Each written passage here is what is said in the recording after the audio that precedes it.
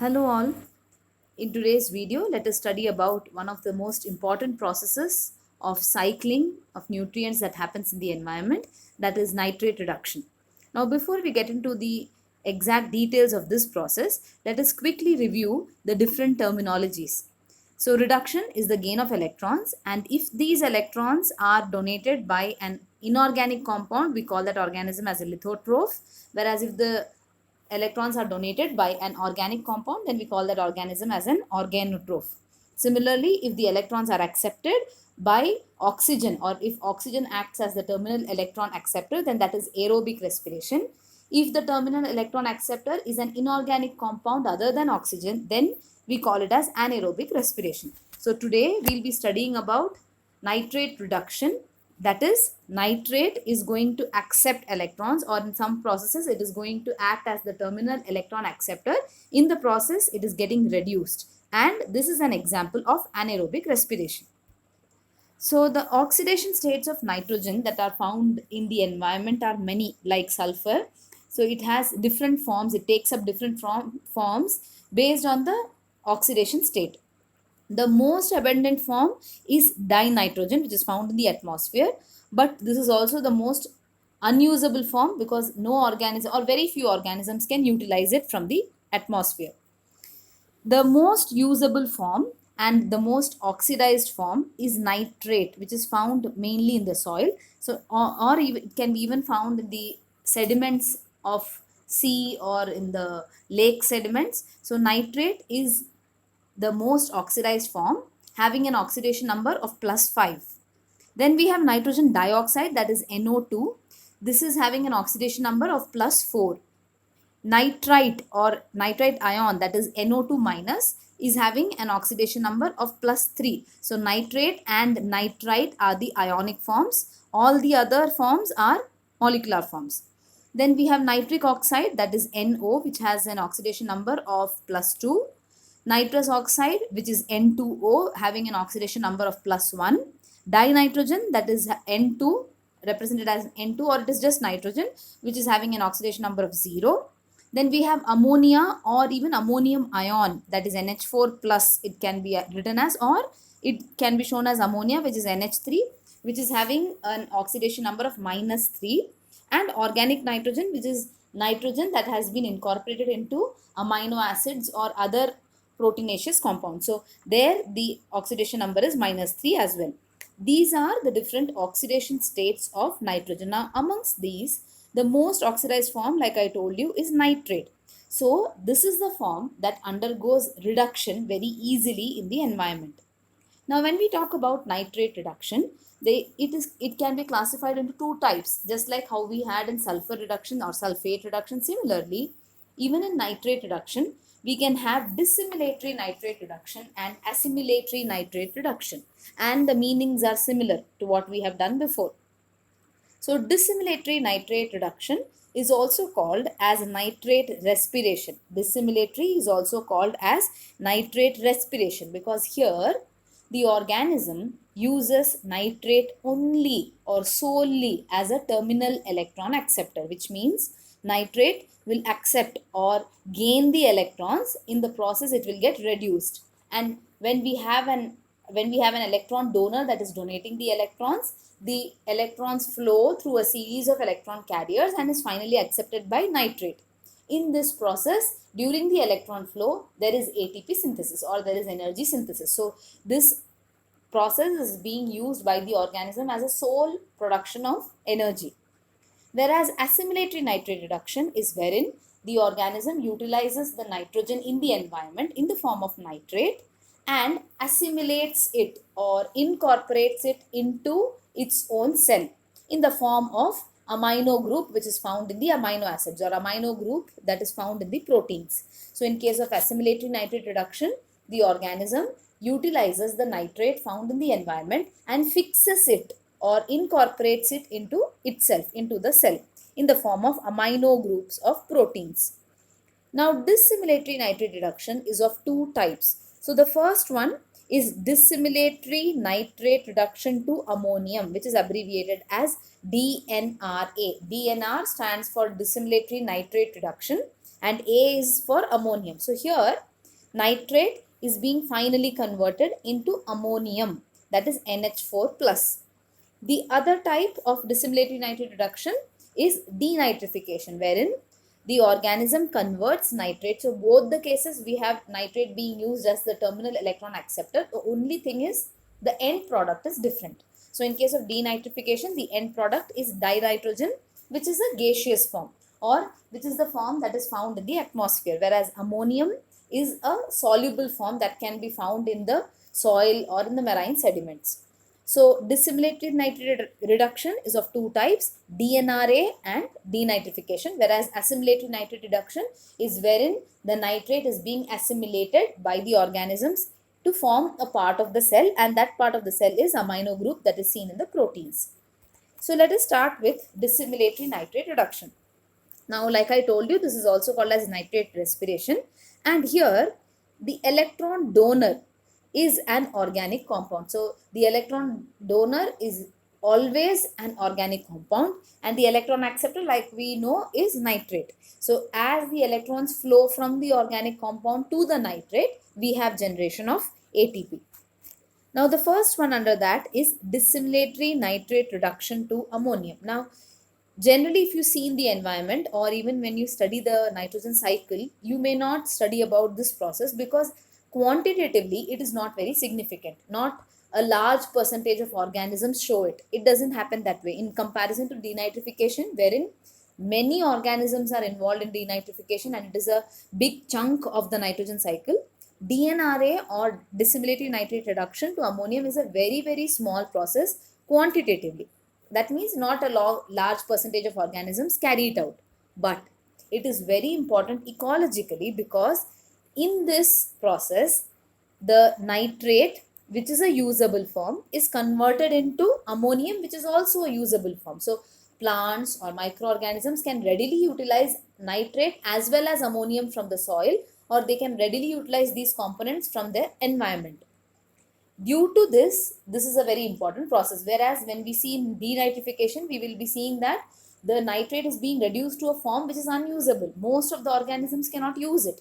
Here in this case, though it doesn't happen quantitatively in a large percentage, but it is very important because here one form of nitrogen is being cycled, or it is being converted into another usable form of nitrogen. So here we have conversion of nitrate into a final end product, that is ammonium.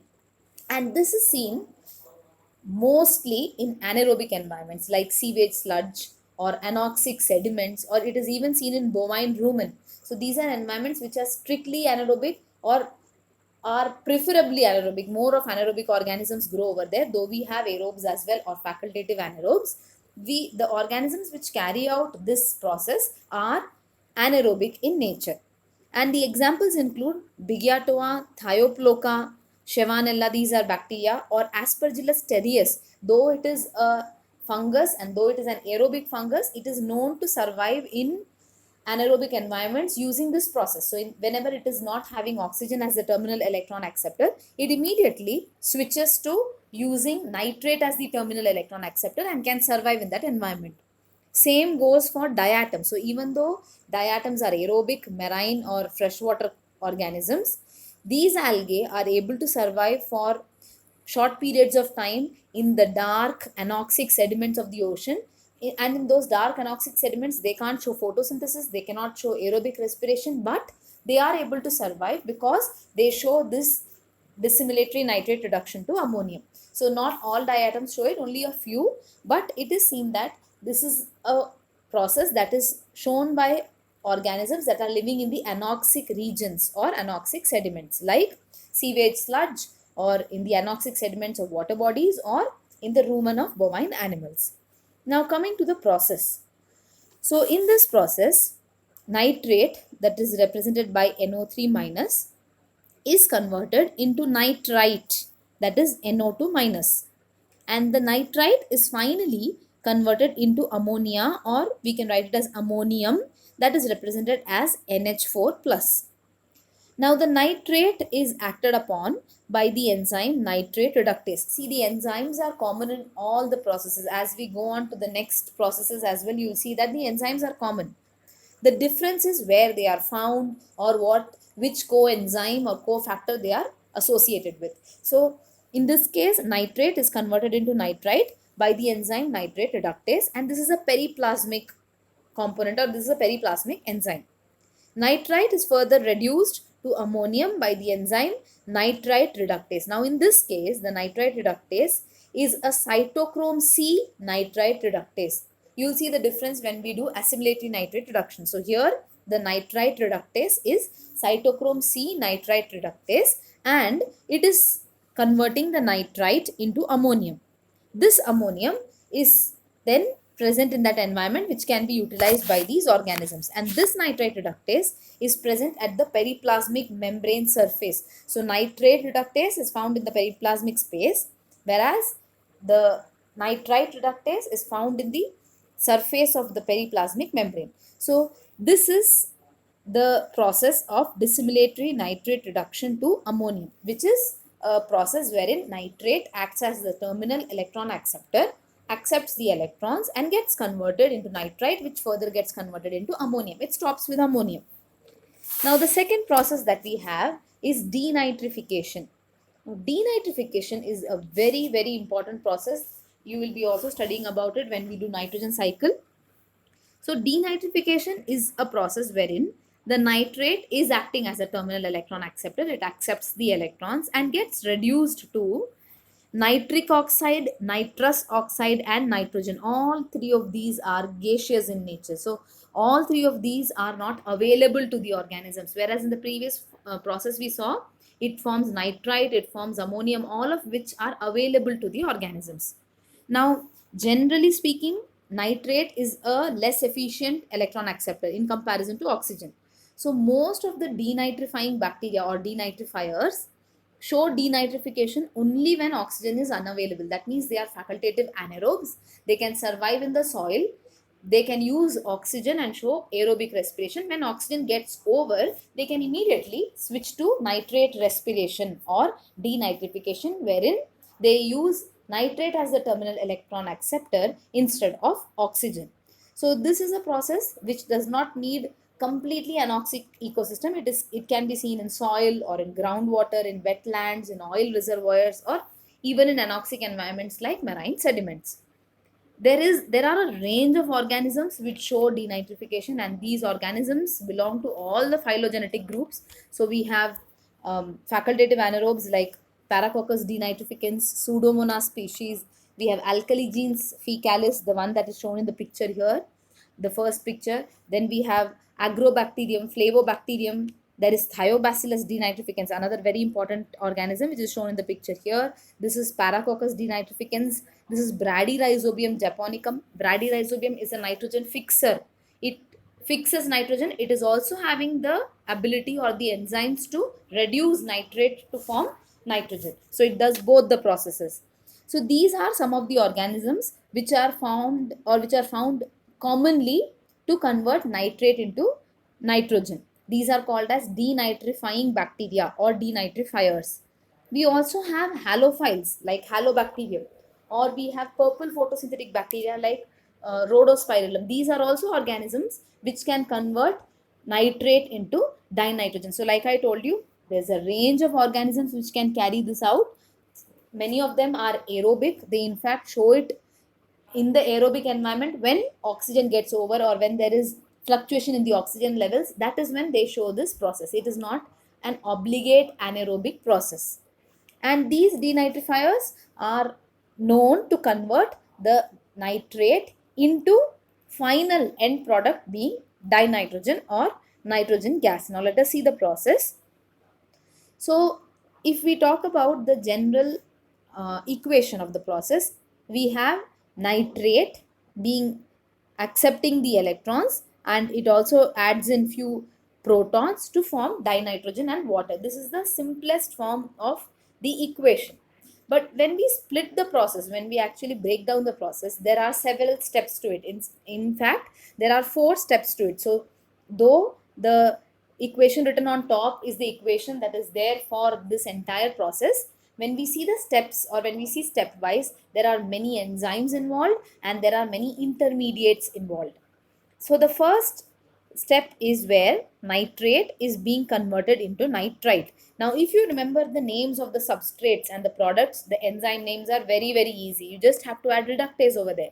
So we have nitrate being converted into nitrite. Nitrate is NO3 minus, nitrite is NO2 minus. Now, whatever is being written in green is the name of the enzyme. So, nitrate is converted into nitrite by the enzyme nitrate reductase. Nitrite is converted into nitric oxide, that is NO, by the enzyme nitrite reductase. So you just have to take the name of the substrate, add reductase name as the suffix over there, and you get the enzyme. Nitric oxide is converted into nitrous oxide, which is N2O, by the enzyme nitric oxide reductase. And finally, nitrous oxide is converted into dinitrogen by the enzyme nitrous oxide reductase. So if you see over here, the last three steps, we have gaseous forms being produced, that is nitric oxide, nitrous oxide, and dinitrogen. And the first two forms are the soluble forms which can be obtained or which can be used by the microorganisms. The last three, nitric oxide, nitrous oxide, and dinitrogen, are not usable by the organism, so they cannot utilize it immediately. So here nitrate acts as the terminal electron acceptor and finally gets converted into dinitrogen. This is the process of denitrification. It is called as denitrification because it is the opposite of nitrification. Or in nitrification you get nitrate, in denitrification you lose the nitrate, or the nitrate is being converted into dinitrogen. Now coming to the significance of dissimilatory nitrate reduction, whether it is dissimilatory nitrate reduction to ammonium or denitrification, the significance is mainly in the sewage treatment. So in the sewage treatment plants, we know that the sewage sludge that is coming and the water that is there is rich in nitrates, and to remove these nitrates from there, to clean up the nitrates from there, denitrification is utilized as a process, as one of the steps. So in denitrification, denitrifying bacteria are added. They will convert the nitrate into nitrogen, dinitrogen, which is released into the atmosphere, and the water that comes out is cleaner because it is not having any nitrogen content in it. Also, in groundwater systems where there has been excess of agricultural runoff or water coming from the fields that is rich in the nitrogen content due to the fertilizers that are being added, in such cases, to clean up that groundwater as well, denitrification or denitrifiers are used. Also, the DNRA process, that is dissimilatory nitrate reduction to ammonium, that is a very important process in the cycling, in the ecological cycling, like I told you, because it conserves the nitrogen within the system. Unlike in case of denitrification, wherein the nitrogen gets released into a gaseous form and it leaves that soil system or leaves the aquatic system, it enters the atmosphere. But in case of DNRA, we don't have that problem. Even though cycling takes place, the nitrogen is being conserved. It is preserved in that particular system because it is still in the form of an available ion, that is ammonium. So these are the different biological significances of dissimilatory nitrate reduction. Now coming to assimilatory nitrate reduction. So this is carried out by plants, it is carried out by fungi, by different bacteria. All organisms that grow in the soil are capable, or in the environment, are capable of taking up or absorbing the nitrogen from the environment by assimilatory nitrate reduction. So these organisms, like you can name any organism that grows in the soil, like azotobacter or acinetobacter, anabina, in fact, yeasts like rhodotorula, chlorella, which is a eukaryotic algae. All plants, all these organisms are able to assimilate or convert the nitrate that is present in the environment into an amino group in its own body or in its own cell. Now these organisms are following the process that we will study now. So here again we start with the same thing that we had seen in case of DNRA, that is we have nitrate being converted into nitrite and nitrite is being converted into ammonium. The enzyme remains the same. So we have nitrate being converted into nitrite. I think by now you all should know the enzyme. The enzyme name is nitrate reductase.